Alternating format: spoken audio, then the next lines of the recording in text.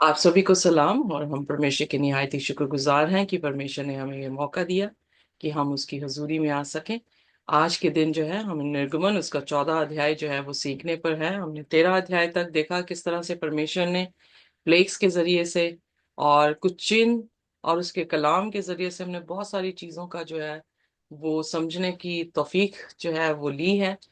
अब देखेंगे कि जब वो लाल समुंदर के पार करने पर है और वो उससे पहले जो है आकर टिके हैं, तो वहां पर क्या होता है। पर इससे पहले हम खुदा के कलाम में जाएं। आइए अपने सिरों को झुकाएंगे और हम प्रार्थना करेंगे। हमारे स्वर्गीय खुदावन, हम आपके शुक्रगुजार हैं। आपके चरणों में आए हैं खुदावन। आपको लाख लाख बार शुक्रिया अदा करते हैं कि आपने हमें मीठी नींद दी, सुबह की रोशनी दिखाई खुदावन। हम आपके नाम को ऊंचा करते हैं, आपके तख्त को ऊंचा उठाते हैं खुदावन। हमारे मस्तकों को खुदावन आप अपने कलाम का और अपने सिंहासन का वो अपने सिंहासन की वो जगह बनाकर रखें खुदावन। किसी भी तरह से शैतान हमारे मस्तकों पे खुदावन अपना कंट्रोल ना कर सके, बल्कि खुदावन आपका वचन हमेशा इस जगह पर विराजमान हो और राज्य करे। खुदावा, हम आपके सामने इस समय पापी होते हुए खुदावन अपने आप को लेकर आए हैं। प्रार्थना करते हैं कि आप हमारे सारे गुनाह गलतियों को माफ कर दें, हमें अपने पवित्र लहू से धोकर साफ करें और हमें कबूल करें इस सुबह जब हम आपके चरणों पर आते हैं। खुदावन, हमारी प्रार्थना है आज के कलाम पर भी आशीष दें। आप बोले, हम सुने, आप बढ़ें और हम घटते चले जाएं। इस प्रार्थना को यीशु के नाम से मांगते हैं, आमीन। आमेन। आमेन। सॉरी, मुझे थोड़ी सी गर्मी लग रही है। या पढ़े प्लीज। यहोवा ने मूसा से कहा, इस्राएलियों को आज्ञा दे कि वे लौटकर मिगदोल और समुंदर के बीच पीहहीरोत के सम्मुख बिलासपोन के सामने अपने डेरे खड़े करें। उसी के सामने समुंदर के तट पर डेरे खड़े करें। तब फिरौन इज़राइल के विषय में सोचेगा कि वे देश के उलझनों बूझे हैं और जंगल में गिर गए हैं। तब मैं फिरौन के मन को कठोर कर दूंगा और वह उनका पीछा करेगा। तब फिरौन और उसकी सारी सेना के द्वारा मेरी महिमा होगी और मिस्र जान लेगा कि मैं यहोवा हूँ। और उन्होंने वैसे ही किया। ओके, यहाँ पर परमेश्वर, हम एक चीज तो ध्यान दें। एक चीज हमें बार बार देखने को मिल रही है कि परमेश्वर जो है जो कुछ होने वाला है आने वाले समय में वो पहले ही बता रहा है। Am I clear? Am I right? जी जी। आप एग्री करते हैं? खुदा ने कोई भी जी चीज पाई नहीं है। खुदा अपने नबियों को, अपने नबी को बता रहा है और नबी अपने लोगों को बता रहा है। और इससे कम्युनिकेशन गैप जो है वो बिल्कुल भी नहीं है। और पाथ जो है वो काफी क्लियर है। सो कभी भी किसी भी रिलेशनशिप में अगर हम जाते हैं तो वहां पर अगर कम्युनिकेशन गैप हो या कम्युनिकेशन जो है वो अच्छी ना हो, तो वो रिलेशनशिप ज्यादा देर तक जो है वो चलता नहीं है।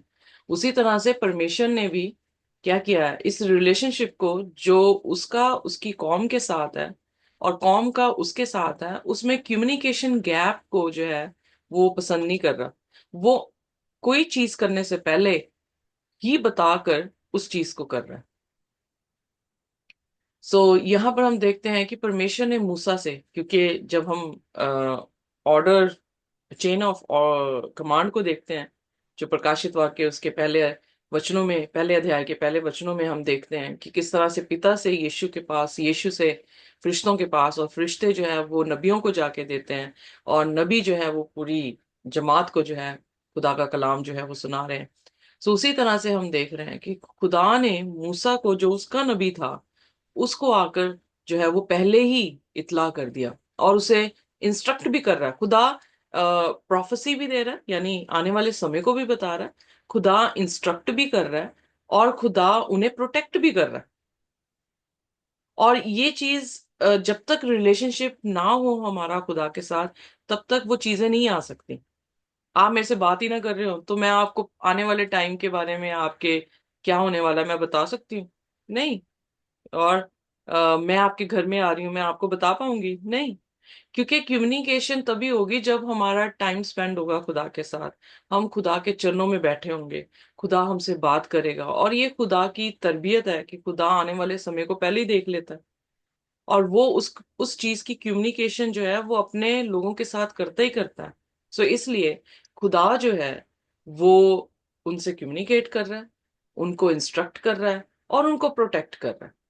और इज़राइल को अगर देखें, एक तरफा हम देख रहे हैं, अगर यीशु खुदा जो है वो हमारा पति है, सिंबॉलिकली अगर हम देख रहे हैं आत्मिक तौर से, तो वो हमें क्या कर रहा है, ट्रांसपेरेंसी रख रहा है उस रिलेशनशिप में, वो हमें इंस्ट्रक्ट कर रहा है, वो हमें प्रोटेक्ट भी कर रहा है। पर साथ ही साथ कलीसिया क्या कर रही है, उसकी उसकी दुल्हन, आत्मिक दुल्हन क्या कर रही है, फॉलो कर रही है। और इसी से क्या बन रहा है, एक रिलेशनशिप बन रहा है, एक जोड़ी बन रही है। नहीं, ऐसा नहीं है? जी। सो जी। इसीलिए हम देखते हैं कि हर चीज में जो है खुदा एक रिलेशनशिप को दिखा रहा है। जब हम छठवें दिन को देखते हैं तो खुदा ने इंसान को बनाया, छठवें दिन में खुदा ने पहली इंस्टीट्यूशन की, जो कि मैरिज थी, जिसमें दो इंसानों का मिलन किया गया। पर सातवें दिन खुदा ने क्या किया, इंसानों का मिलन खुदा के साथ किया। इसलिए वो जोड़ी इंसानों की भी बना रहा है, वो जोड़ी खुदा के साथ भी बना रहा है। और 10 हुक्म जो है दो में समराइज जब किए गए हैं नए नियम में, तो वो प्रेम के ऊपर उधारित है। प्रेम किसके साथ, खुदा के साथ, यानी इंसान की यूनिटी खुदा के साथ। और दूसरा प्रेम किसके साथ, अपने पड़ोसी के साथ, यानी इंसान की इंसान के साथ unity. This is what the whole commandment is. यही खुदा के राज्य का सिद्धांत है कि वो इंसानों की यूनिटी कर रहा है, और फिर वही इंसानों की यूनिटी किसके साथ हो रही है, खुदा के साथ। खुदा के साथ, इंसानों के साथ, यही क्रूस है जो प्रतिरोज हमने क्या करनी है, उठानी है। और इस पैटर्न को अगर कहीं से भी हम कलीसिया के होने के नाते, एक ब्राइड होने के नाते किसी भी तरीके से हम इसे तोड़ेंगे, तो वो रिलेशनशिप जो है वो क्या हो जाएगा, टूट जाएगा। इसीलिए जो प्रकाशित वाक्य 13 अध्याय में एक इमेज दिखाई गई है, वो 6 6 6 उसका आंकड़ा दिया गया है, वो 6 किसकी यूनिटी दिखा रहा है, खुदा के साथ या इंसानों की? इंसानों की। इंसानों की। और जब वो इंसानों की दिखा रहा है तो खुदा उसके बीच में नहीं है, तो इनकम्प्लीटनेस दिखा रहा है।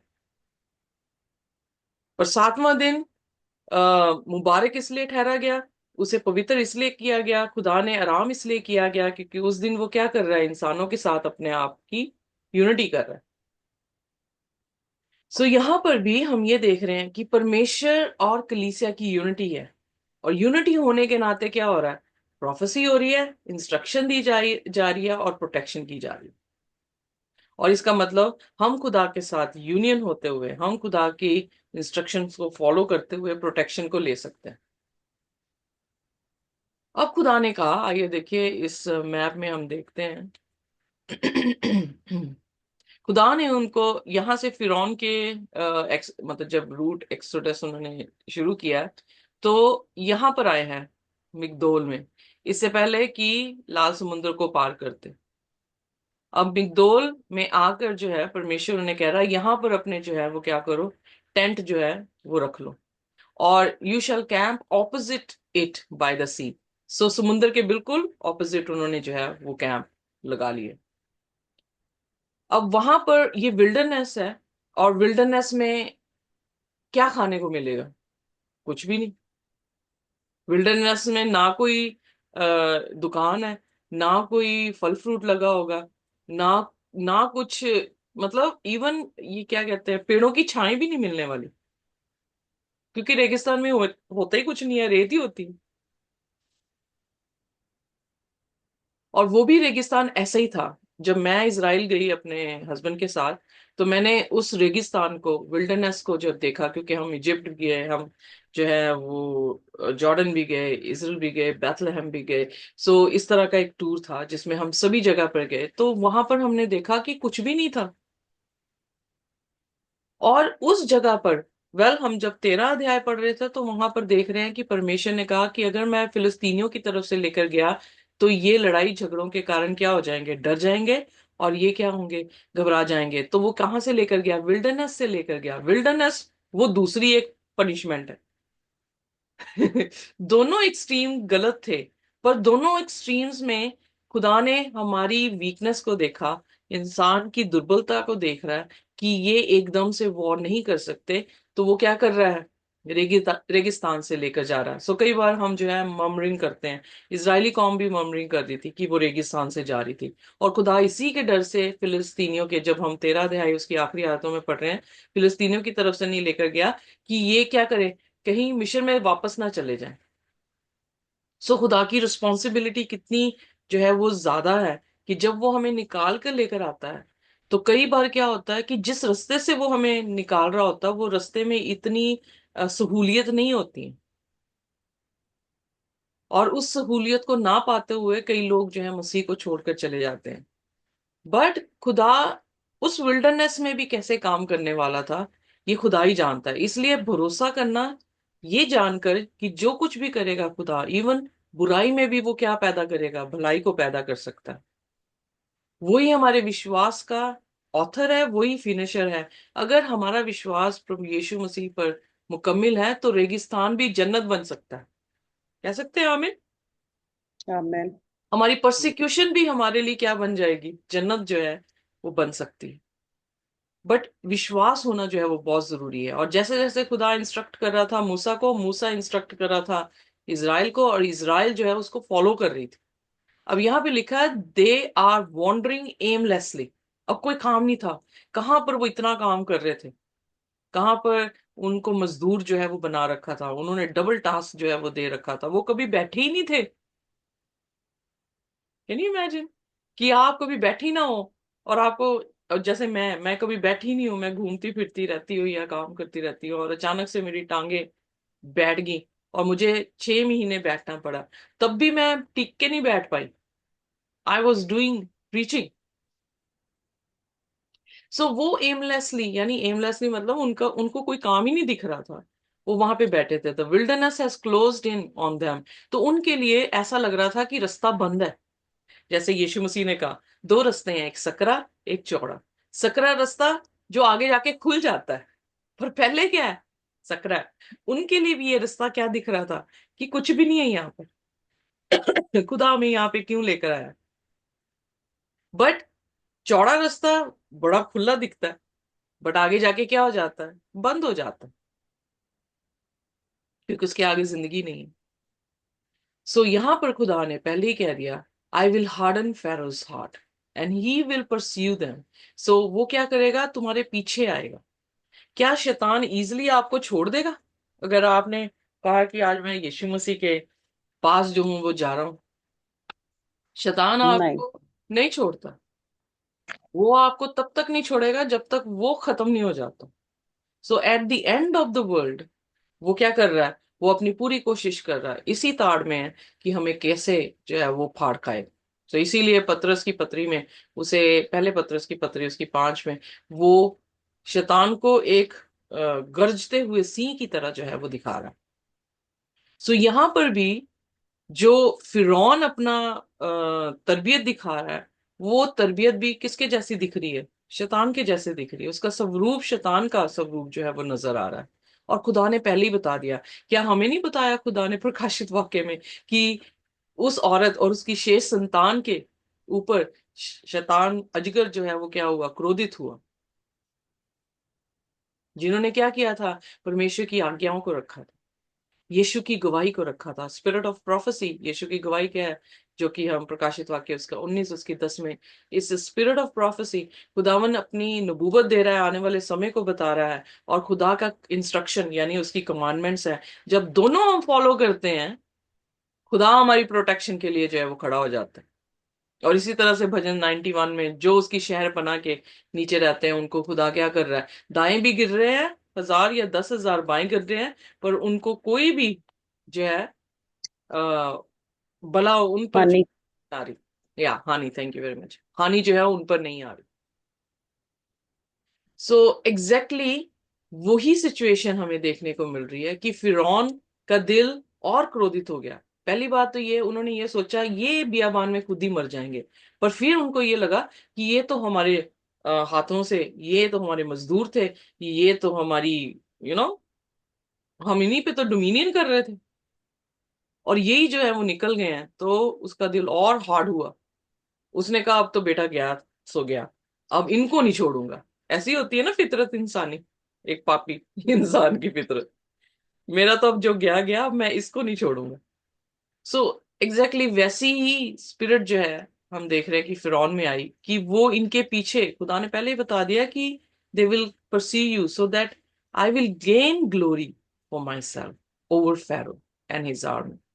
खुदा कैसे अपनी महिमा जो है इस बात से लेता है, उसने महिमा कैसे ली, जब अपने लोगों को उस हैवानी इंसान से जो है वो प्रोटेक्ट किया उसने।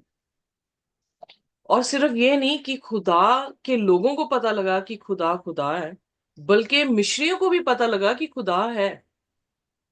उन्होंने सोचा शायद कुछ मैजिक कर दिया इन्होंने, और करके जो है वो निकल गए हैं, बेवकूफ बना गए हैं हमको, अब जो है इनके पास मैजिक भी शायद खत्म हो गया होगा। बट जब वो परस्यू कर रहे हैं, जब उनके पीछे आ रहे हैं, तो खुदा ने पहले ही कह दिया कि अब मैं अपनी महिमा लूंगा, अब मैं उन्हें अपना जलाल दिखाऊंगा, अब वो जानेंगे कि मैं ही परमेश्वर हूं। कोई मैजिक नहीं चल रहा। फिर 5वें वचन में आइए पढ़ते हैं। जब मिस्र के राजा को यह समाचार मिला कि वे लोग भाग गए, तब फिरौन और उसके कर्मचारियों का मन उनके विरुद्ध पलट गया, और वे कहने लगे कि हमने क्या किया कि इजराइलियों को अपनी सेविकाई से छुटकारा दे कर जाने दिया। तब उसने अपना रथ जुतवाया और अपनी सेना को संग लिया, उनके 600 से अच्छे रथ वरन मिस्र के सब रथ लिए, और उन सबों पर सरदार बिठाए। सो यहाँ पर हम देख रहे हैं कि उनकी बातचीत हुई। फिरौन का तो जो दिल वैसा था, फिरौन के ऑफिशियल्स ने भी कहा ये तो हमारे अधीन थे, हम तो डोमिनियन कर रहे थे, हम इनके सरदार थे, ये गुलाम लोग कैसे निकल गए हमारे हाथों से। तो क्या हो रहा है, ह्यूमन और ह्यूमंस की यूनिटी होगी। मूसा के टाइम में, मतलब मूसा और खुदा के बीच में यूनिटी है, और आप देखें कि ह्यूमन ह्यूमन के बीच में यूनिटी है। ह्यूमन की चैरिट्स अगर देखा जाए तो उस टाइम पे जो मिस्र था वो एडवांस था, वो जैसे आज अमेरिका है कि पूरे वर्ल्ड का लीड कर रहा है, उसी तरह से मिस्र जो था सारी दुनिया पे राज कर रहा था। तो इसका मतलब उसकी आर्मी में भी दम होगा। उसके पास चैरियट्स थे उस टाइम पर, उसने अपने ऑफिसर्स को उस चैरियट्स पे जो है वो रखा, और कितने चैरियट्स बता रहा, 600। सो उन सभी को लेकर, अपनी आर्मी को लेकर, अब इंसान इंसान की यूनिटी में क्या दिखा रहे हैं कि वो जो उनके पास टूल्स हैं, जो उन्होंने अभी तक बनाए हैं, उन सभी का इस्तेमाल जो है वो किस पे कर रहे हैं, खुदा के लोगों पे कर रहे हैं, जिनकी यूनिटी किसके साथ हुई हुई है, खुदा के साथ हुई है। तो कॉन्करर कौन हुआ, ह्यूमन की, ह्यूमन के साथ यूनिटी के साथ, या ह्यूमन एंड डिविनिटी की यूनिटी के साथ।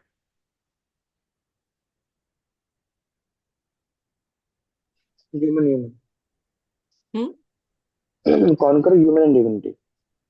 या सो खुदा के साथ जो जुड़े हुए इंसान है वो कॉन्कर हो रहे हैं।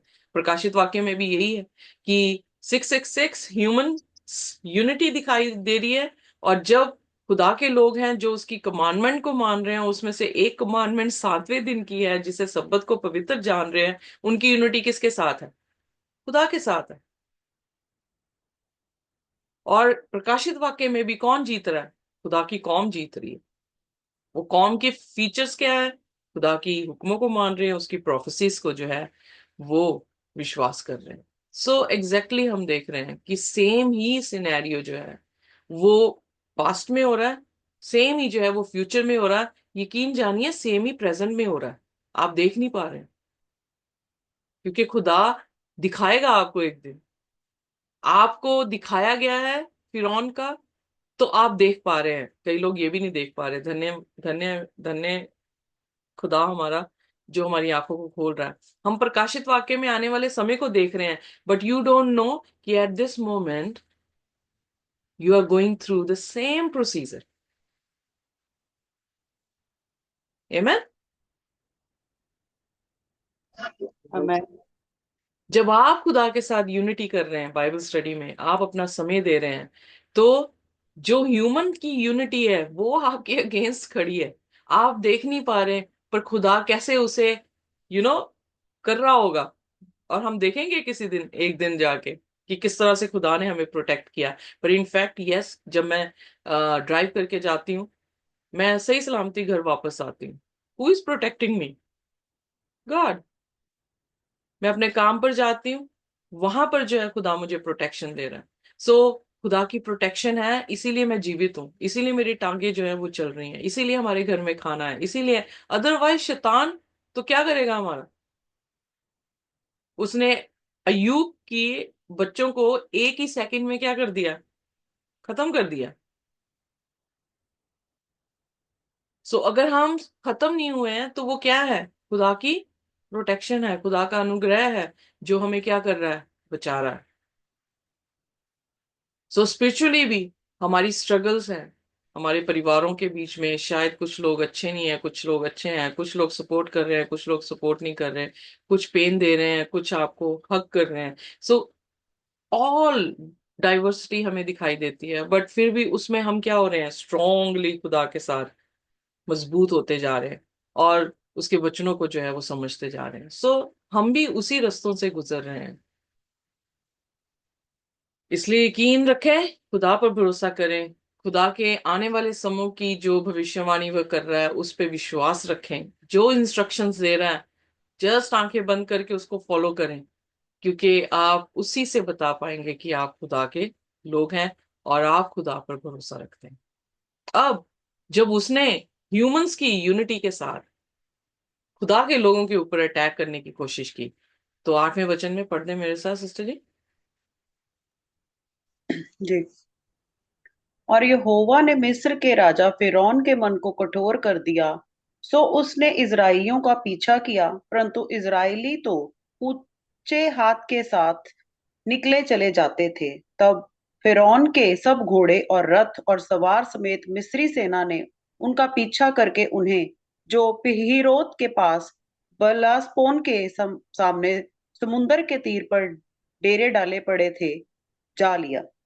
ओके, सो यहाँ पर हम देख रहे हैं कि वो अपनी जर्नी में चले हुए हैं, पर पीछे उन्हें चेज क्या कर रहा है? फिरौन और उसकी सेना जो है वो चेज कर रही है। सो वो देख रहे हैं कि इतनी आगे चलेगी, इतने आगे चले, पर वो भी छोड़ नहीं रहे, वो भी चेज करते चले जा रहे हैं। और उनका सामना जो है फिरौन के साथ हो गया। इजराइल का सामना किसके साथ हो गया? फिरौन के सामने। उन्हें दिखने लगे कि ये पीछे अपनी फौज लेकर हमारे पीछे आ रहे हैं। तो क्या हुआ, आइए देखें, पढ़ते हैं 10वीं आयत। जब फिरौन निकट आया, तब इस्राएल ने आंखें उठाकर क्या देखा कि मिस्री हमारा पीछा किए चले आ रहे हैं। और इस्राएली अत्यंत डर गए और चिल्लाकर यहोवा की दुहाई दी। और वह मूसा से कहने लगे, क्या मिस्र में कब्रें ना थी जो तू हमको वहां से मरने के लिए जंगल में ले आया है? तूने हमसे ये क्या किया कि हमको मिस्र से निकाल लाया? अब क्या हुआ? जैसे ही दुश्मन दिखा, वैसे ही कुड़कुड़ाना शुरू हो गया। राइट? हमारी जिंदगी में भी ऐसे ही होता है। हम यूनिटी कर लेते हैं खुदा से, पर फिर खुदा के अगेंस्ट ही बोलना शुरू कर देते हैं। कुछ लोग, अब कल मैं और मेरी बेटी जो है वो डिस्कशन कर रहे थे, तो मुझसे पूछने लगी ऐसा कैसे हो सकता है कि इजराइलियों ने खुदा पर भरोसा ही नहीं किया। तो तुम हम दोनों जो है इस बारे में बात करते रहे, और फिर उसके बाद कंक्लूजन में भी आए। थोड़ी देर में उसकी कंक्लूजन जो है मैं बताऊंगी। पर यहाँ पर हम देख रहे हैं कि चल तो पड़े, चाह तो रहे थे कि आजाद हो, स्वर्ग की बादशाहत में हम पहुंच जाएं, पर खतरों से होकर, और फिर देख रहे हैं वीरानगी में, यानी अकेले पड़ गए हैं। कई बार हम हमारी आवाजें ठंडी पड़ जाती हैं, क्योंकि हम देखते हैं यार, हम तो रीले बना रहे हैं, और जो पहले लाइक करते थे अब वो भी करना बंद कर गए हैं।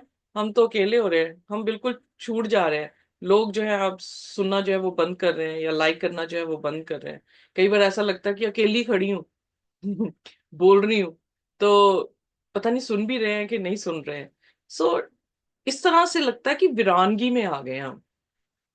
पर खुदा वीरानगी में भी क्या कर रहा है? वीरानगी में भी वो आपके साथ है। उसी चीज की खुशी जो है वो हमें होनी ये चाहिए कि चाहे हम वीरान ही हैं, चाहे हम अकेले ही हैं, पर हमारे साथ कौन खड़ा है? खुदा खड़ा है। अगर परमेश्वर। लाखों मिलियन भी मुझे लाइक्स आ जाएं और खुदा मेरे साथ ना हो, तो लानत है मेरे ऐसे मिलियन लाइक्स में, क्योंकि खुदा है ही नहीं मेरे साथ। Are you getting me? इंसानों की यूनिटी इनकम्प्लीट है, इम्परफेक्शन है, पर खुदा की यूनिटी इंसान के साथ पावरफुल है। इसीलिए एक ही इंसान हर जगह पे खड़ा हुआ, और एक ही इंसान ने क्या किया है? दुश्मन को गिरा दिया। इंसान में क्या कुवत है कि दुश्मन को गिरा दे? हमेशा उसने यही कहा है कि stand still and see the salvation of the lord. So एक ही जरिया बना है, और उसी जरिए के साथ खुदा ने दुश्मन की ऐसी लान तान जो है वो कर दी। बट ये लोग जिन्होंने सारे मौजे देखे थे, ये लोग क्यों कुड़कुड़ाए? क्योंकि इन लोगों का जो रिलेशनशिप है उसमें बहुत सारे जो है वो तफरके थे। उनमें विश्वास की कमी, उनमें उनमें अपनी अपने बारे में, आपकी खुदी के बारे में ज्यादा जो तवज्जो थी ना, उस चीज ने उनको उस्मान की बादशाह तक या मुल्के कनान तक लेकर जाना जो है वो असंभव कर दिया। इसीलिए प्रभु यीशु मसीह ने कहा लूका उसकी 9 उसकी 23 में, जो मेरे पीछे आना चाहे यहाँ पे भी आप उसको जो है वो अप्लाई कर सकते हैं। जो कोई मेरे पीछे आना चाहे बियाबान में, अपने आप की, अपनी खुदी की जो है वो क्या करे? इनकार करे, यू नो क्रूस प्रति रोज उठाए और मेरे पीछे हो ले।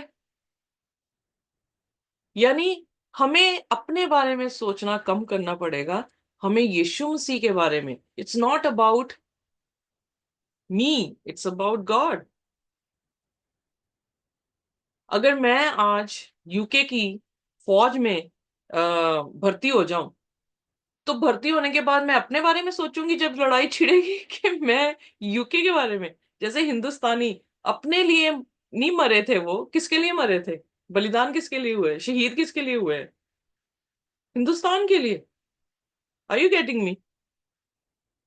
तो जो यीशु मसीह के पीछे फौज चल रही है या फौज बन के चल रही है, अगर वो हमारा राजा है, हम उसके प्रजा हैं, जब उसके पीछे चल रहे हैं, तो it's all about what? It's all about God, not about me. तो खुदी का मनना जो है वो जरूरी। यहां पर ये अपने आप के बारे में सोच रहे हैं, और सोच भी क्या रहे हैं? जीने के बारे में नहीं, मरने के बारे में। कि क्या वहां की कब्रें कम थी जो यहाँ पर आके हमें दफन होने के लिए तू यहाँ पे लेकर आया है? सो उनकी उनकी जो सोच यहाँ पे देखने को मिलती है सिर्फ वहां तक है, अपने तक। और कहां तक खत्म हो जाती है? मरने के बाद खत्म। और खुदा कौन सी सोच दे रहा था मूसा को? और कहा किस सोच में लेकर जा रहा था? मरने से हमेशा की जिंदगी तक लेकर जाने की। और हमारी सोच यहां तक स्टॉप। क्या हमारे पास घर है? क्या हमारे पास गाड़ी है? क्या हमारे कपड़े हैं? क्या हमारे पास ये है? क्या हमारे पास वो है? इब्राहिम टेंटों में रहता हुआ स्वर्गीय घरों को देख रहा था। हम ईटी ईंट और पत्थर के बने हुए घरों में देखकर कब्रों को देख रहे हैं। घरों में बैठे हुए कब्रों को देख रहे हैं। माफ करना अगर मैं कुछ ज्यादा बोल रही हूँ, but I am trying to express, शायद मेरे वर्ड्स राइट है कि नहीं, I don't know. But what I am trying to say is कि हमारा गोल बहुत ही नैरो है। और इसीलिए इजरायली कौम सारे मौजे देख रही है, खुदा उनके साथ साथ भी चल रहा है, पर उनकी जिंदगियों में सिर्फ वो ही है। It's all about them, not about God. और इस चक्कर चक्कर में वो मूसा से कंप्लेन करने लगे कि मूसा, तू हमें यहाँ पे मारने के लिए लेकर आया है, देख पूरी की पूरी फौज जो है हमारे पीछे। अब वो फौज को देख रहे हैं, पर उन्हें ये नहीं पता कि खुदा कितना महान है। इतने चमत्कार देखकर भी वो जब अपनी रियल सिचुएशन में आए हैं, तो हो गए उनका उनका उनका सब कुछ खत्म हो गया, उनकी सोच खत्म होगी, वो डर गए, काम गए, फिर दोबारा से।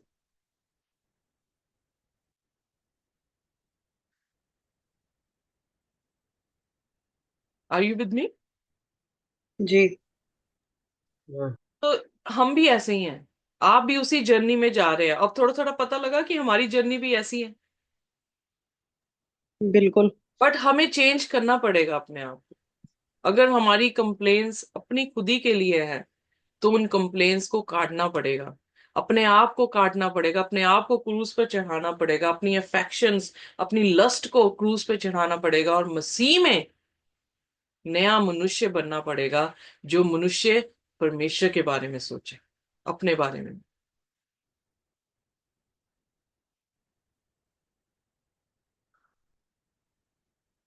हालेलुया। सो उसके बाद आगे पढ़ते हैं, क्योंकि या जी। क्या हम तुझसे मिस्र में यही बात ना कहते रहे कि हमें रहने दे, हम मिस्रियों की सेवा करें? हमारे लिए जंगल में मरने से मिस्रियों की सेवा करनी अच्छी थी। मूसा ने लोगों से कहा, दो डरो मिनट मत। यहीं पे सिस्टर जी देखे तो सही, उनकी डेप्थ को देखें। वो कह रहा तूने हमारे साथ क्या किया, तू हमें मिस्र से क्यों लेकर आया, हम तुझे तो पहले ही कह रहे थे। हमेशा याद रखें, कभी भी किसी की फितरत जाननी हो, उससे ये पूछ लें कि आप मसीह में आए कैसे थे। आपको पता लग जाएगा कि उनकी इंटेंशन क्या थी मसीह में आने के लिए। और जी ऐसे हुआ कि मुझे तो धक्का मार के थियोलॉजी कॉलेज में डाल दिया, तो मैं पादरी बन गया। और ऐसे था कि बपतिस्मे हो रहे थे, तो मेरे बाप ने जो है वो धक्का मुझे पानी में दिया, मेरा बपतिस्मा हो गया। Are you getting me? मैं क्या बताने की कोशिश कर रही हूँ? उनकी उनकी जो कॉलिंग थी, या उनको बुलाहट जो दी गई है, उस बुलाहट को रिसीव करने की एक इंटेंशन थी। और उस इंटेंशन से हम मसीह में आए हैं, उस इंटेंशन को आप कभी भी अलग नहीं कर पाएंगे। हाँ जी, आप कैसे तब्दील हुए? हाँ, हमारा भाई जो है ना दुष्ट आत्मा से जकड़ा था, पादरी ने जो है दुआ की और दुष्ट आत्मा गायब हो गई, मैं इंप्रेस हो गया जी, तो मैं यीशु मसीह में आ गया। इम्प्रेस किस बात पे हुए? इम्प्रेस इस बात पे हुए कि लै यीशु मसीह के नाम से तो दुष्ट आत्मा निकलती है, चलो जी आई काम बढ़िया। दूसरा पादरी कैसे बना जी? ओ मेरा बच्चा जो था पढ़ता लिखता नहीं था जी, हमने सोचा कि इसको जो है वो पादरी बना देते हैं, खुदा की सेवा करे। यानी किसके लिए? पेट पूजा के लिए आए हैं, खुदा के कलाम को देखने के लिए नहीं आए। यहां पर भी उनकी इंटेंशंस, इसीलिए वो पूरी जर्नी में क्या कर रहे हैं? ग्रम्बलिंग कर रहे हैं, क्योंकि शुरुआत ही ग्रम्बल से हुई है। शुरुआत ही जो है वो चाह ही नहीं रहे थे कि वो मिस्र की गुलामी से आजाद हों। जितनों भी ने भी ये कंप्लेन की हैं, उनकी रूट्स जो हैं वो पहले ही रॉटन है, पर फिर भी खुदा उन पर काम करने की कोशिश कर रहा है कि वो अपने आप को तब्दील कर लें। इमेजिन करें अगर सीड ही गंदा हो, तो फल क्या होगा? बढ़ेगा जरूर। जब यीशु मसीह ने दृष्टांत दिया, यीशु ने अच्छा बीज बोया, दुश्मन ने बुरा बीज बोया, बुरा बीज भी उठा। और इनफैक्ट अगर आप देखें खेती की तरफ जाकर, एग्रीकल्चर के तौर से, तो जो वीट है वो झुकी होगी, और जो वीड है, जंगली बीज है, वो हमेशा लंबा ऊंचा होगा। Are you getting me? तो जो इंसान गंदी इंटेंशंस के साथ यीशु के पास आ रहा है, वो आपको खड़ा जरूर दिखेगा ऊंचा, क्योंकि फल तो है नहीं, झुकेगा कैसे? प्रचलित भी होगा, पूरी दुनिया उसे अलग से देखेगी। पर जो अच्छा फल है उसको देखना, एक कहता कि ज्वारी ही एक हीरे की पहचान करता है ना। आम बंदे को कोयला दिखेगा, पर ज्वारी को पता है ये कोयले में क्या है, हीरा है। सो जो इंसान झुका है, खुदा के फलों से भरा पड़ा है, उसको दुनिया नहीं देखेगी। पर जो खाली है और चौड़ी करके छाती अपनी खड़ा है ऊंचा, उसे सारे देखेंगे। पर कटने के टाइम में कौन गोदाम में जा रहा है? जो फलों से भरा है, जहर से नहीं। सो इसलिए यहां पर हम देखते हैं कि उनकी पहले ही इंटेंशन ये थी कि हम नहीं जाना चाहते मिस्र से, हम इसी ऐशो इशरत में, हम अपनी खुदी में रहना चाहते हैं, हम जिंदगी बिताना चाहते हैं। We want to have fun, we want to enjoy this world. किसने देखा है, किसने देखा है खुदा का राज्य? कब आएगा? बाप दादे कहते आ गए, अभी तक तो यीशु मसीह आया नहीं। अब कब आएगा? किसी ने मुझसे कहा तेरे जैसे बथेरे प्रचारक उठे थे, बथोरों को मैंने सुना है। वो भी यही कहते हुए मर गए, यीशु मसीह आने वाले हैं। तो अगर तू कहती है कि 5-7 साल में आ गया, तो तेरे जैसे बहुत आए हैं। सो वो प्रोफेसी कंप्लीट होगी। और उस इंसान की अगर आप जिंदगी को देखें, वो इंसान कैसे यीशु मसीह पर आया, कैसा फितरत और तरबियत रखेगा। So it all matters. So इसीलिए अगर किसी के बारे में जानना है, जस्ट आस्क कि आप यीशु मसीह के पास कैसे आए। तो आपकी इंटेंशंस जो है, उनकी इंटेंशन जो है आपको पता लग जाएंगी। सो सीक्रेट बता रही हूँ, ओके। सो यहाँ पर अ, उन्होंने पहले ही कन्फेस कर रहे हैं अपनी जुबान से। So people will confess by themselves. So confession क्या हुई है कि वेल, हम तो पहले ही कह रहे थे कि हम मिस्र में रहेंगे। बेटर होता हम मिस्र में रहते, उनके गुलाम बन के रहते। तू हमें यहाँ पे विल्डरनेस में जो है वो मारने के लिए आया। अब देखें 13 आयत में कि मूसा उनसे क्या कहता है। और मेरे पास टाइम बहुत कम रह गया है, जल्दी से पढ़ दे प्लीज। Thank you. मूसा ने लोगों से कहा, डरो मत, खड़े रहो। खड़े खड़े वह उद्धार का काम देखो जो यहोवा आज तुम्हारे लिए करेगा, क्योंकि जिन मिस्रियों को तुम आज देखते हो उनको फिर कभी ना देखोगे। यहोवा आप ही तुम्हारे लिए लड़ेगा, इसीलिए तुम चुपचाप रहो। मैन सो क्या आश्वासन है? वेल, हम शुरू से देख रहे हैं अपनी नेशन को बनाने की कोशिश कर रहा है खुदा, अपने साथ उसकी यूनिटी करने की कोशिश कर रहा है। पर हमेशा उसकी दुल्हन ने क्या किया? उस पर अंधविश्वास किया, उसे छोड़ दिया। पर खुदा कैसे अपने काम को दिखा रहा है? वेल, मैं बता रही हूँ कि उत्पत्ति से लेकर प्रकाशित वाक्य तक खुदा अपने नेशन को फॉर्म कर रहा है। डोंट थिंक कि उसका नेशन फॉर्म नहीं होगा। उसके लोग रहे हैं, और अंत में 1,44,000 लोगों के साथ उसने बहुत बड़ी भीड़ देखी, जो कि परमेश्वर की क्या कर रही थी? उस्तत और महिमा कर रही थी। तो अल्टीमेटली फाइनल जो डेस्टिनी में हम खुदा के राज्य को स्थापित हुए देखेंगे, जो कि बिना डिस्ट्रॉय हुए या एवरलास्टिंग उसका जो है वो राज्य देखने को हमें मिलेगा। यहां पर वो फर्स्ट नेशन को क्या कह रहा है? Do not be afraid, stand firm, डरो मत। तभी तो कहते हैं कल की चिंता मत कर, आज की चिंता ही तेरे लिए क्या है? काफी है। यीशु मसीह ने कहा, क्या कभी तुमने पक्षियों को देखा है बोते और काटते हुए? पर क्या स्वर्गीय पिता उनकी परवाह नहीं करता? तो तुम तो उनसे ज्यादा क्या हो? उत्तम हो। तो क्या तुम्हारी परवाह नहीं करेगा? फिर उसने कहा कि बच्चे तुमसे रोटी मांगते हो तो तुम पत्थर नहीं देते हो, वो तुमसे मछली मांगते हैं तो तुम सांप नहीं देते हो। तो स्वर्गीय पिता कैसे तुम्हें छोड़ देगा? Do not be afraid.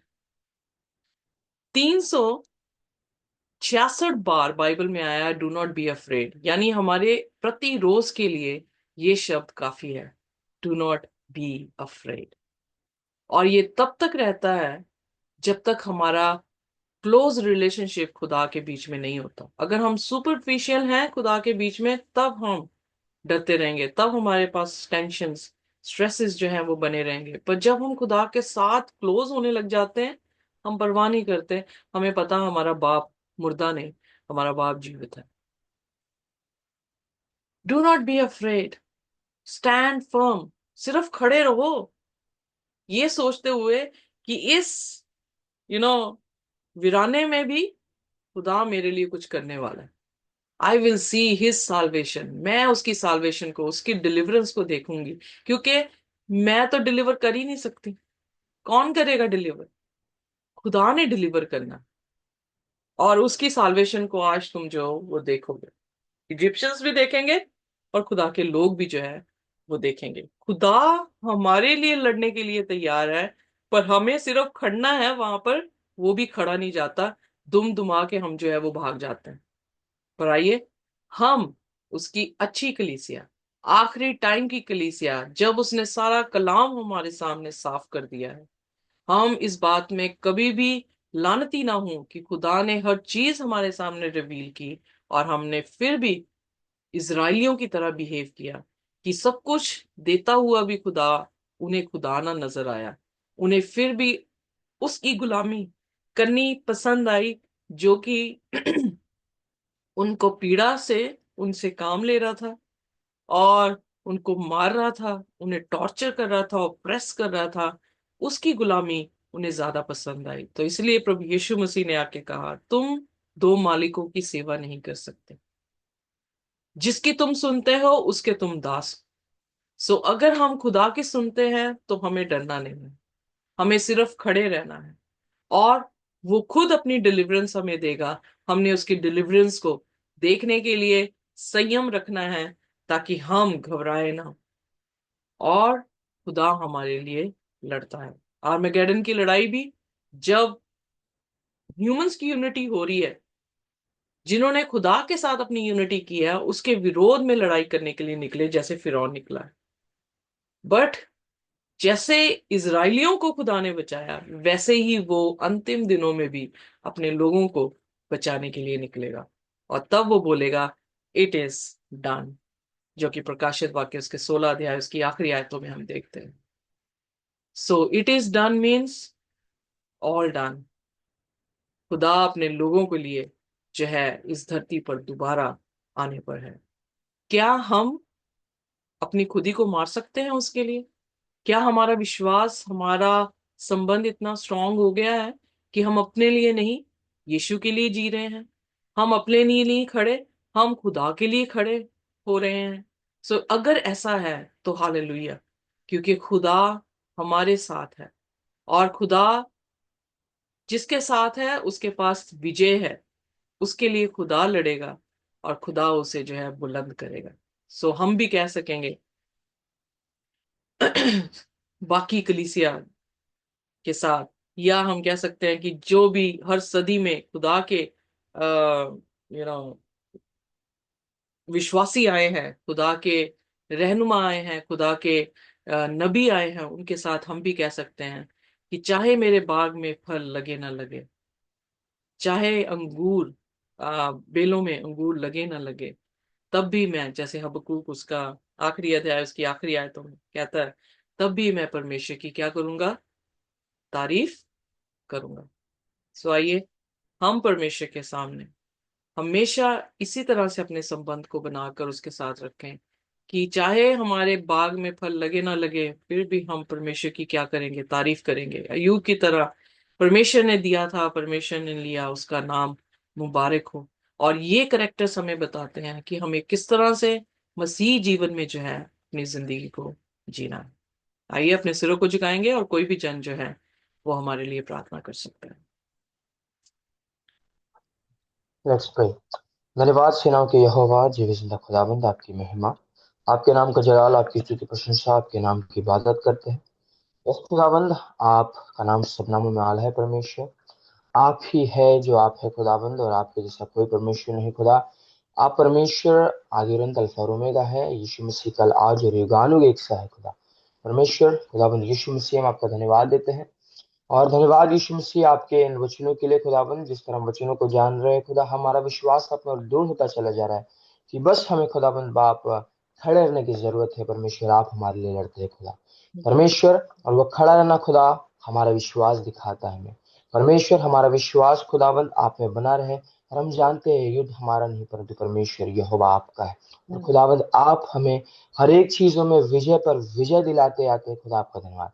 हम देख खुदाबंद आपसे मांगते और चाहते हैं, हम जरूर कई बार अपनी परेशानियों को देखकर हमारे फैमिली डिस्प्यूट्स में परमेश्वर, हमारे आसपास के, चाहे वो हस्बैंड या फिर वाइफ हो परमेश्वर, चाहे एक ब्रदरली रिलेशन हो, हमारे बीच में खुदा दरारें आ जाती है खुदाबंद बाप कुछ सिचुएशंस को लेकर, और वो एक ट्रक है खुदाबंद बाप शैतान की। बट हम जानते हैं परमेश्वर कि हमारा विश्वास जब आप पर है खुदाबंद, तो आप हर एक चीज में भलाई को उत्पन्न करने वाले खुदा है। हम खुदाबंद आपके समीप भी खुदा और लोगों के समय भी परमेश्वर, जब कुछ भी खुदा ऐसा हो खुदा, जिस तरह आपने कहा है कि love the Lord your God and love one another, परमेश्वर हम दोनों जगहों में परमेश्वर आपके प्रेम को वैसा ही दिखाए खुदावंद बाप जिस तरह आपने हमारे प्रति दिखाया। और खुदा हर एक सिचुएशंस में हम विश्वास होकर वफादार रहे कि खुदा जिस तरह हम जानते परमेश्वर कि जो अंत तक विश्वास धर रहेगा खुदा वो जीवन के मुकुट को पाएगा। और खुदा हम ये भी जानते हैं परमेश्वर कि तू अपने लोगों का रखवाला है, अपने लोगों को संभालता है। और जिस तरह तूने मिस्रियों को खुदा शुरुआत से लेकर अंत तक जिस तरह हम देखते हैं, ना तो दिन को वो मेघ का खंबा और ना रात को खुदाबंद बाप वाग का खंबा कभी भी उनके आगे से नहीं हटाया गया। खुदा परमेश्वर आप सर्वदा उनके साथ साथ चलते रहे और उसी तरह आप आपके वचनों के द्वारा हमें हमारे साथ आप सर्वदा चल रहे खुदा, आपकी आत्मा के अनुसार। आपका धन्यवाद परमेश्वर, आपका धन्यवाद देते हैं खुदा इस ग्रुप के लिए। परमेश्वर बहुत हमें आशीषित कर रहे खुदाबंद बाप, और आपकी महिमा करते हैं, शरीर को ब्लेस करे and bless all the members of hard नहीं खुदा, जितने लोग यूट्यूब के माध्यम से भी देखते हैं, आशीर्वाद करना और आपके राज्य के लिए संपूर्ण कार्य का आज के दिन को हम आप में बिताए और आपके राज्य के लिए आप हमारी महिमा, आपके राज्य के लिए खुदा, आपकी हिम्मत करने के लिए आप हमारे यहाँ इस्तेमाल करें खुदा। सारा जलाल आपको देते हैं, जो कोई यीशु मसीह के नाम मांगते हैं उसमें से। आमीन, आमीन। खुदा की शांति और उसका अनुग्रह हमारे साथ जब तक कि वो दोबारा ना आ जाए इसी तरह से बना रहे। आमीन। आमीन।